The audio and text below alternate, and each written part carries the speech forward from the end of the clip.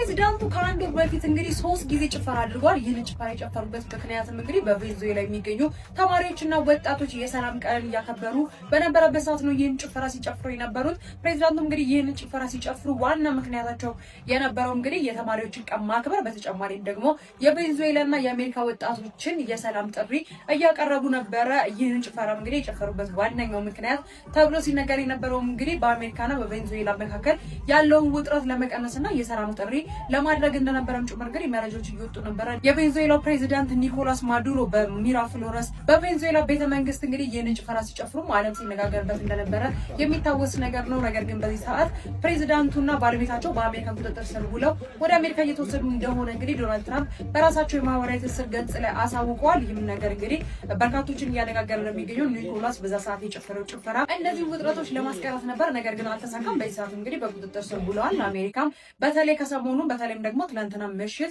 ከባድ የተባለ ወታደራዊ ጥቃት ስታደርስባት እንደነበረ በቬንዙዌላ ላይ የሚታወቅ ነገር ነው። በዚህ ጉዳይ ላይ ሌሎች አዳዲስ ነገሮችን በድጋሚ ይዤላችሁ እመጣለሁ። ፕላስ ምልክቷን ተጭናችሁ ቤተሰብ ሁኑ። መልካም ቀን ይሆንላችሁ።